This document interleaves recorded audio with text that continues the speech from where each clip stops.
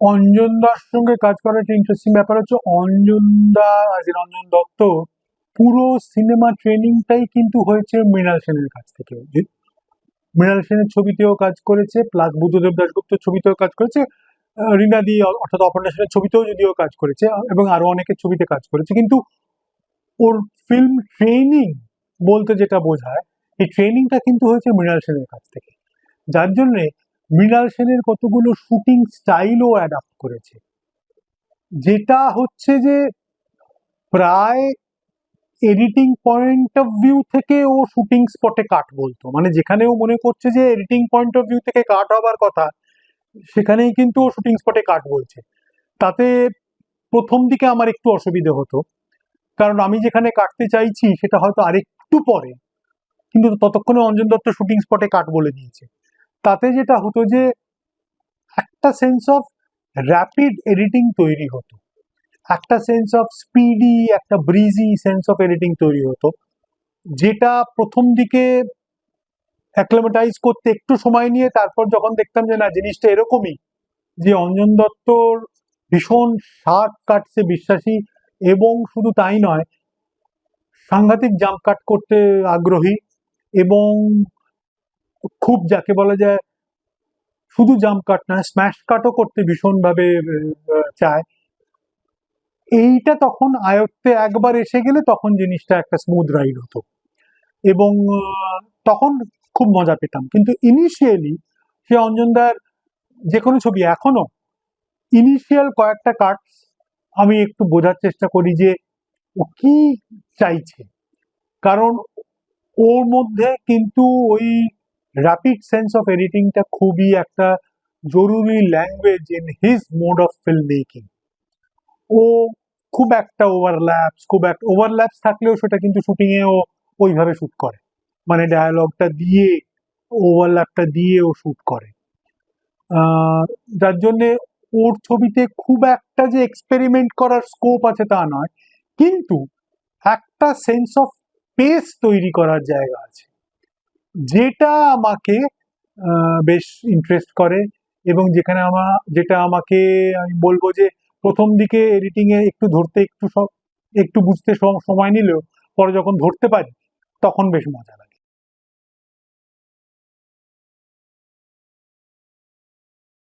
সুমন মুখোপাধ্যায়ের সঙ্গে কাজ করতে গিয়ে যেটা হয় যে ওর সঙ্গে আমার প্রথম কাজ হচ্ছে হারবাটে। তার আগে সুমনের সঙ্গে পরিচয় ছিল, কাজ হয়নি, কিন্তু হারবাটে ও যখন এডিট করতে বলে তখন আমি খুব এক্সাইটেড হই, কেন হারবাটটা আমাদের জেনারেশনের খুবই একটা প্রিয় উপন্যাস।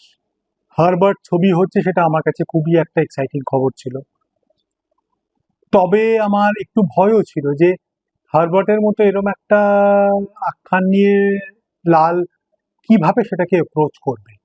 স্ক্রিপ্টটা যখন শুনেছিলাম তখন আমার বেশ ইন্টারেস্টিং লেগেছিল, এবং তারপরে যখন হাতে রাশেসগুলো পাই তখন বুঝতে পারি যে এটা আমি আর যেসব অন্যান্য ধরনের ছবিতে কাজ করেছি তার সঙ্গে খুব একটা মিল নেই। যদিও ইটস হাইলি ন্যারেটিভ, প্রচন্ড একটা স্ট্রং সেন্স অফ ফিকশন, এবং এটাতেও ডায়ালগ ভর্তি আছে, কিন্তু এটার সেন্স অফ ড্রামাটা একটু অন্যরকম ছিল, সেন্স অফ থিয়াট্রিক্সটাও অন্যরকমের ছিল, যার জন্য যেটা আমার কাছে খুবই ইন্টারেস্টিং লাগে।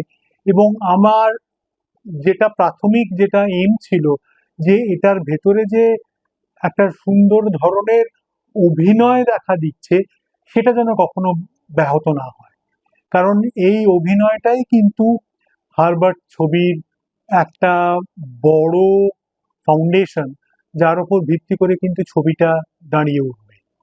যার জন্যে হারবার্টে কাজ করতে গিয়ে আমার যেটা সবচেয়ে বড় মনে হয়েছিল যে আহ, এর অভিনয়টা এবং কোরিওগ্রাফি অফ দ্য অ্যাক্টার্স, এটা যেন কখনো ব্যাহত না হয়। এইটা আমার কাছে খুবই একটা ইম্পর্টেন্ট জায়গা ছিল।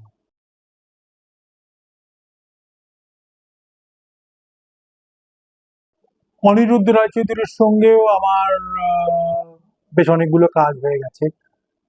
টনির সঙ্গে কাজ করার একটা বড় ইন্টারেস্টিং ব্যাপার হচ্ছে he gives you total freedom. Shooting করে এনে দিয়েছি, এবার তোমার মতো করে তুমি সাজাও।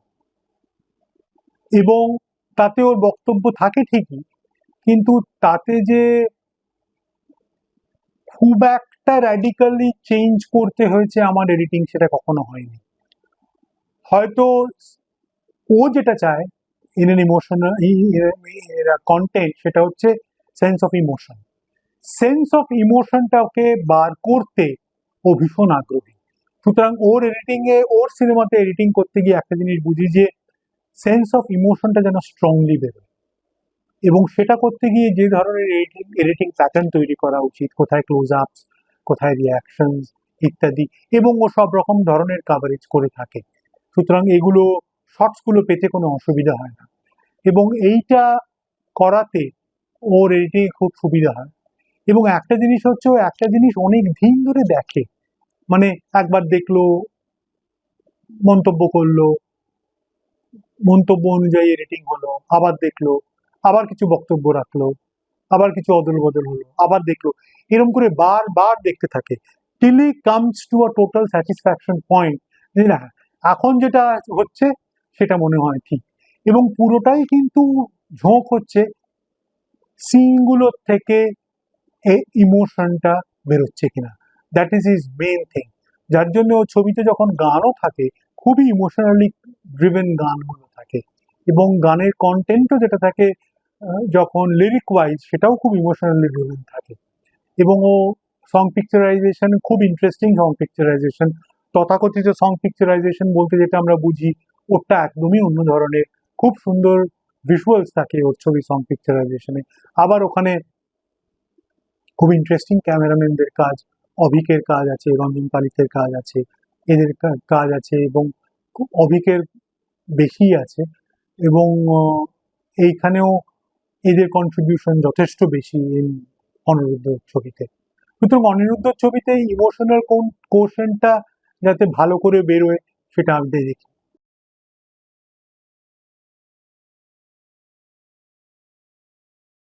অনিক দত্তর সঙ্গে কাজ করার, অনিক দত্ত পূর্ণ স্বাধীনতা দেয়। ও বলে তোমার হয়ে গেলে তুমি এসো আর দেখো। সুতরাং ওর ছবিতে কাজ করতে করতে মাঝখানের একটা যায়, ছবি যদি 2 ঘন্টার হয় তাহলে মোটামুটি ঘন্টাখানেক এডিট করার পর একবার অনেককে দেখিয়ে, দেখো এতখানি হয়েছে দেখো। ওর খুব একটা, আমি দেখেছি, অদল বদল হয় না। ও মোটামুটি স্ক্রিপ্ট পড়ার সময় এবং শুটিং করার সময় যে ধরনের ভিজুয়ালাইজেশন নিয়ে ছবিটাকে শুট করেছে, সেইটার সঙ্গে মেলাতে পারলে ও খুশি। সুতরাং ওর ভিজুয়ালাইজেশনে যেটা আছে সেটা যদি ও দেখতে পায় ইন দ্য এডিট, সেই জিনিসটা এডিট প্যাটার্নে বেরোচ্ছে, তাহলে হি ইজ ভেরি হ্যাপি। এবং আহ, ওর সঙ্গে কাজ করতে গিয়ে যেটা মজা হয় যে, যেহেতু অনেকের একটা খুব বড় বিজ্ঞাপনের ব্যাকগ্রাউন্ড আছে, যেটা অনিরুদ্ধ রায়চৌধুরীরও আছে, টনিরও আছে, এই বিজ্ঞাপনের ব্যাকগ্রাউন্ডটা সামহাও এক ধরনের পরিমিতি বোধ এনে দিয়েছে এদের কাজের মধ্যে। অনেকের কাজে ভীষণভাবে এনে দিয়েছে। অনেকের কাজে কোনো বাড়তি কিছু শুটিং থাকে না, মানে প্রায় যেটা যথাযথ, যেটা প্রয়োজন সেটা, এবং তার থেকে হয়তো সামান্য কিছু বেশি, সেটা এডিটিং এর কাজে লাগবে বলেই নেওয়া। এমন নয় যে ও প্রচুর টাকা আছে, অনেক কিছু শুট করে তারপর দিয়ে সেটা নিয়ে ছেলে খেলা হচ্ছে। অনেক একদমই বিশ্বাসী নয়। ও বরঞ্চ অনেক পরিমিতি বোধে বিশ্বাসী, এবং ও খুব মেজার্ড ওয়েতে পুরো শুটিং জিনিসটা করে। ওর সঙ্গে প্রথম কাজ হচ্ছে ভূতের ভবিষ্যতে, যেখানে আহ, একটা সং সিকোয়েন্স হয়েছিল, যেটা পুরো ছবিটা হয়ে যাবার পর সেই সং সিকোয়েন্সটা করা হয়। সেটার কারণ হচ্ছে গানটা তখনও কম্পোজ করা হয়নি। ভূতেদের একটা গান ছিল ফ্যাশন প্যারেডের নিয়ে, সেই গানটা পরে করা হয়, এবং সেটা করতে খুব মজা লেগেছিল।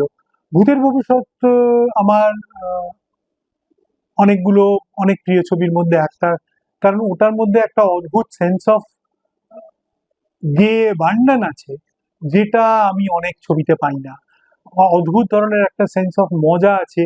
মজা শুধু ডায়ালগে নয়, even in the sense of composition, visual composition, অদ্ভুত ধরনের মজা আছে, যেগুলো আমার কাছে আহ, খুব ইন্টারেস্টিং বলে মনে হয়।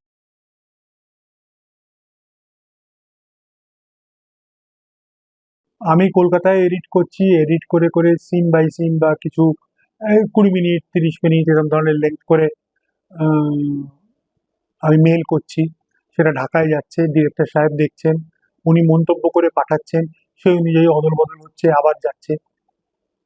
এই একটা এডিটিং প্রসেস হয়েছিল, যেখানে সম্পূর্ণভাবে আমি মেটেরিয়ালটা নিয়ে ঘাটাঘাটি করতাম। পুরাপক্ষের ইন্টারেস্টিং ব্যাপার ছিল, ওর একটা ফিকশন সাইড ছিল এবং একটা ডকুমেন্টারি সাইড ছিল।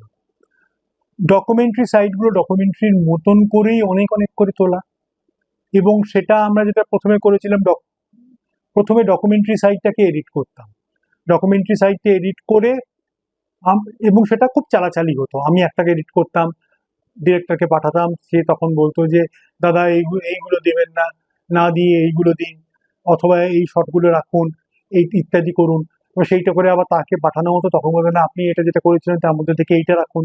এই একটা আদান প্রদান করে ডকুমেন্টারিটা আমরা করতাম। ফিকশনটা আলাদা করে এডিট করতাম। ফিকশনে তার কোনো খুব একটা বক্তব্য থাকতো না, বরঞ্চ ডকুমেন্টারি সেকশনগুলোতেই ওর নানা রকম বক্তব্য থাকতো, কারণ আমিও ডকুমেন্টারি সেকশনে যে কি থাকবে আর কি থাকবে না সেটা আমি অনেকটাই নির্ভর করতাম আমাদের পরিচালক মহাশয় মোহাম্মদ কাইম সাহেব উনি কি বলেন, কারণ এই ভাবনাটা পুরোটাই ওনার। এবং ডকুমেন্টারি সেকশনটা একটা সাংঘাতিক বড় একটা মেটেরিয়াল ছিল, সেই মেটেরিয়াল পুরোটা মেলে আসতো, মেল থেকে ডাউনলোড করে আমি এডিট করতাম। সুতরাং সেটা একটা বড় প্রসেসের মধ্যে দিয়ে গিয়েছিলাম, যেটা অনেক দিন ধরে আমাদের এডিটিংটা চলেছিল। কারণ ডকুমেন্টারি সেকশনগুলো মূলত যে ছবিতে যে শেপে আসে সেটা কিন্তু অনেকগুলো আদান প্রদান করার পরে ওই শেপে আসে।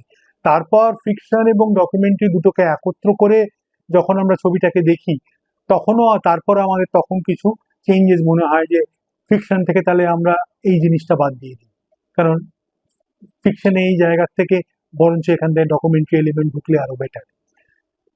সুতরাং পুরাপক্ষের এই পুরো এডিটিং সিস্টেমটা আমার কাছে খুব ইন্টারেস্টিং লাগে, যে একটা ফিচার ফিল্ম এডিটিং এর যে একটা সেন্স অফ কন্টিনিউইটি থাকে, সেইভাবে কখনো কাজটা করিনি। বরঞ্চ কুড়াপক্ষীর কাজের মধ্যে অনেকটা সেন্স অফ নন লিনিয়ারিটি ছিল, যে ফিকশন পোর্শনটা আলাদা এডিট করছি, ডকুমেন্টারি সেকশনটা আলাদা এডিট করছি, তারপর দুটোকে একসঙ্গে আনছি, এনে আবার আরো কিছু বদল করছি। এই জিনিসটা আমার কাছে খুব ইন্টারেস্টিং লেগেছিল। এবং সত্যি কথা বলতে কি, কুড়াপক্ষীর কে অভিনেতা আর কে অভিনেতা নয়, এইটা বুঝতে আমায় বেশ বেগ পেতে হয়েছিল।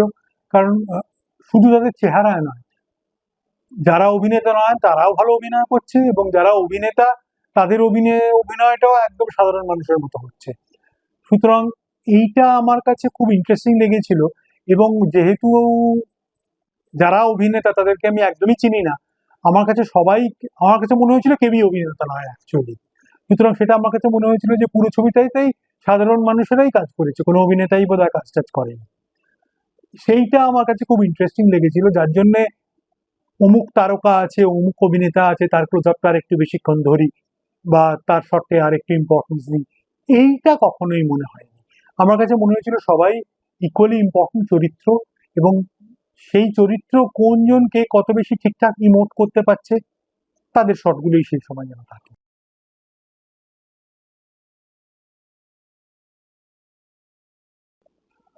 আমাকে যখন কেউ ছবি এডিট করতে বলে, আমি তখন সেটা প্রথমে বলি যে তোমার কি শুটিং হয়ে গেছে, বলে না হবে। তাহলে ভালো কথা, I want to read the script. স্ক্রিপ্টটা পড়ি, তাতে সে যদি বলে না সে ন্যারেশন দেবে, সেটাও ভালো। তবে আমি ন্যারেশনটা শুনলেও আমি স্ক্রিপ্টটা পড়তে খুব পক্ষপাতী। এই স্ক্রিপ্ট পড়াটা আমার একটা কাজে দেয় যে আমি বোঝার চেষ্টা করি ছবির গতিবিধি কি হতে চলেছে, এবং স্ক্রিপ্টটা পড়লে যেটা বুঝতে পারি যে ছবিটা আদ্যপান্ত ডায়ালগ ভিত্তিক হচ্ছে না এর মধ্যে কোনো সেন্স অফ ভিজুয়াল থাকার একটা চেষ্টা আছে, এবং ছবির আমি পেসটা বোঝার চেষ্টা করি।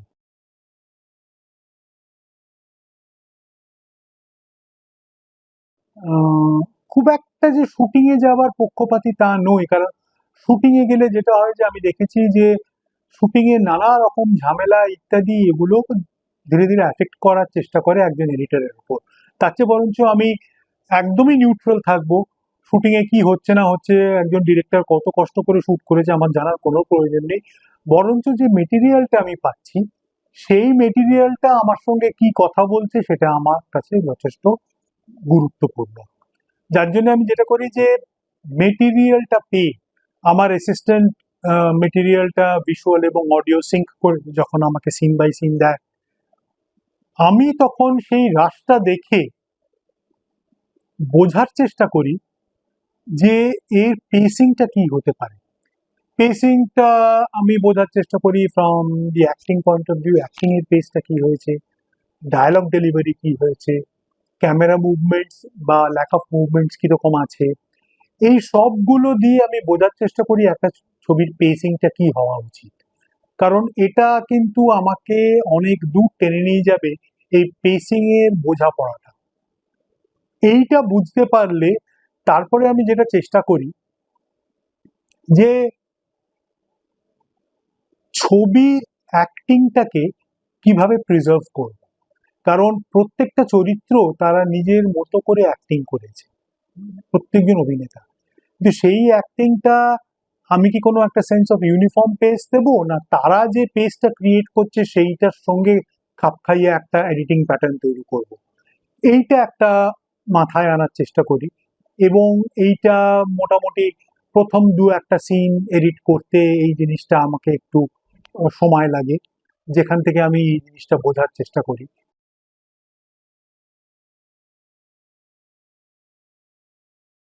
আমার কাছে আহ, কোনো সফটওয়্যারই কোনো বাধা নয়। কারণ সত্যি কথা বলতে কি, শিখেছিলাম তো সেলুলয়েড, তারপর তো এলো টেপের জগৎ, তারপরে যখন ডিজিটাল শিখলাম তখন আমি হাত পাকাই অ্যাভিডে, তারপর কলকাতা স্টুডিওতে প্রচুর এফসিপি হতে আরম্ভ করে, কারণ অ্যাভিডের দাম বেশি, তারা এফসিপি সস্তায় পাওয়া যায়, সুতরাং তখন এফসিপি শিখতে হলো। তারপরে এফসিপি বন্ধ হয়ে গেল, সুতরাং তারপরের জগৎ হলো প্রিমিয়ার শেখা, আবার ব্যাক টু অ্যাভিড, প্রিমিয়ার। এখন আমি চেষ্টা করছি রিজলভটা একটু হাত পাকানো, অলরেডি তিনটে ছবি রিজলভই করে ফেলেছি। সুতরাং সফটওয়্যারটা আমার কাছে কোনো ব্যাপার নয়, শুধু একটাই সমস্যা হয়ে দাঁড়ায় যে তখন অ্যাসিস্ট্যান্ট কাকে নেব। কারণ কলকাতায় এমন হয়ে গেছে যে এক একজন অ্যাসিস্ট্যান্ট এক এক রকম সফটওয়্যারের সঙ্গে কিরকম আঠার মতো জুড়ে গেছে। তারা যে সফটওয়্যারের সঙ্গে সঙ্গে তারা তাদের নিজেদেরকে পাল্টাবে বা নতুন করে অন্য সফটওয়্যারের প্রশিক্ষণটা নেবে, সেইটা হয়নি। সুতরাং সফটওয়্যার পাল্টালে আমাকে অ্যাসিস্ট্যান্ট পাল্টাতে হয়, এইটা একটা আমার ব্যাপার হয়ে গেছে।